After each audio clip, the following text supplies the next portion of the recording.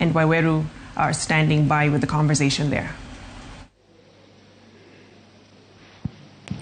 Thank you, Vicky. It doesn't get any better than this when those in authority are checked by those who put them there. And right now in Kibra, we are with people who have been following the discussions in studio, and we want to check whether what is being said by those in power is actually what is happening at the ground. And I'm joined with them, some of them are joining me here.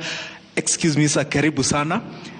Mheshimiwa, viongozi ambao wako studio tukiongozwa na mawaziri wamesema ya kwamba bei ya vitu imeshuka. Hapa Kibra bei ya vitu iko chini ama hali iko vipi? Tanisame kwa bei ya vitu bado ingali iko juu zaidi. Na la kunishangaza ni hili.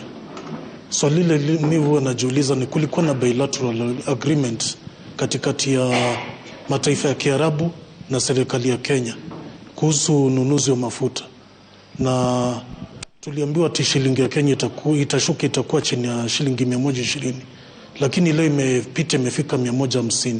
Swali lile najiuliza, jamani, yale masikizano ilikuwa namna gani? Number 2, inafaa kuna economic growth and economic development, ambapo serikali ya nchi ingehakikisha kuna ile economic development, alafu ndio tuambie watu walipe ushuru, ingekuwa bora sana. Hayo ndio ningesema tu. Asante. Going, what is happening on your end?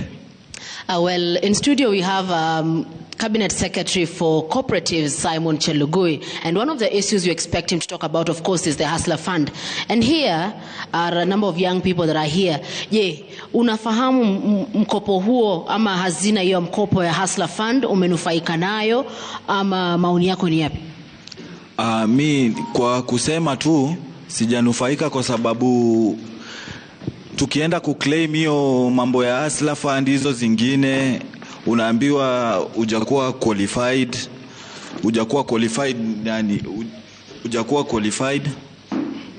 haujakuwa qualified, kuna hizi documents zenye hauna, zingine zenye unaitishwa. Sasa mtu anachoka kurudi huko, unaambiwa lazima uende utafute hii ndio urudi, na utapata vitu zingine wanakuitisha, mwenye ako kwa ofisi anakuambia rudi tu, rudi. Lakini mkopo huo si kwenda kwa ofisi, sababu unaipokea kwa simu. Kwa hivyo labda kidogo hiyo pia ni changamoto kwa waziri wa mambo ya cooperatives, kuwa labda kuna vijana ambao hawajaweza kupata information kikamilifu kuhusu mkopo huo Hustler Fund na jinsi wanaweza pokea. Kwa hivyo pia ni changamoto kwa serikali. Kidogo pia tusikize kwa kijana wengine kutoka hapa eneo la Kibra, labda tueleze mwaka moja ya uongozi wa Kenya Kwanza, maoni yako ni yapi? Kwa majina naitwa Hassan Abdul Kadir Salim, mkazi wa Makina. Kwa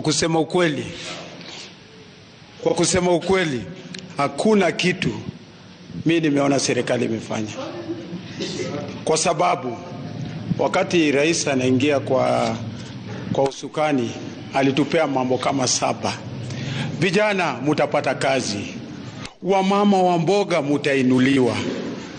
Sitaingia kwa mambo ya judiciary, sitaingia kwa mambo ya mawaziri wafanye bila wanataka.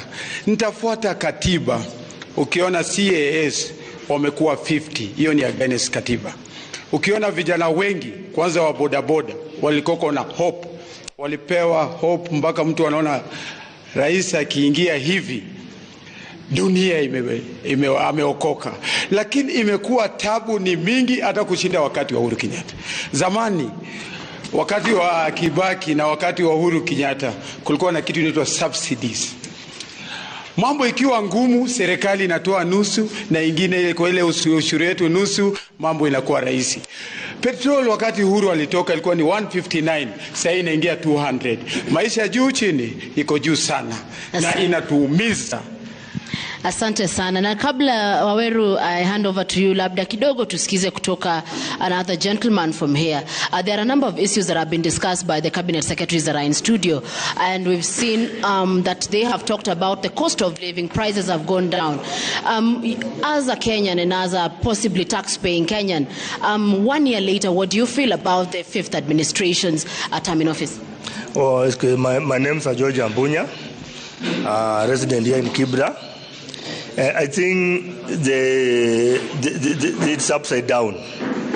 It's upside down according to me, because ukiangalia the cost of living venye iko kulingana na Finance Act ambayo iliongeza petroleum product from 8% to 16%, iliongeza gharama ya maisha. Pia katika hapo hiyo Financial Act kuna house levy, that's 1%, ambapo pia ina 1%, 1.5%, yes. A bigger pardon. Yes. You also imeongeza pia gharama, kwa sababu unapata mwajiri analipa anakatwa pesa ya nyumba, pia mfanyakazi anakatwa pesa ya nyumba, na ile hali mwajiri akuji kulala kwa hiyo nyumba yako ambayo serikali ina claim kwamba inakujengea. So unaona hapo ni pesa ambazo hazijui zinaenda wapi. So hiyo pia kumekuwa na hiyo mambo ya affordable housing. Hiyo mambo ya affordable housing, hizo nyumba unapata ni 3 million, lakini wanakuambia 10%. Hiyo 10% unapata kama hapa Kibra watu wengi wanalipa nyumba 3500. So vile mtu atapata hiyo 300,000, 10% aenda ingie kwa hiyo nyumba affordable housing, unapata pia is also a pipe dream. So there is nothing like that.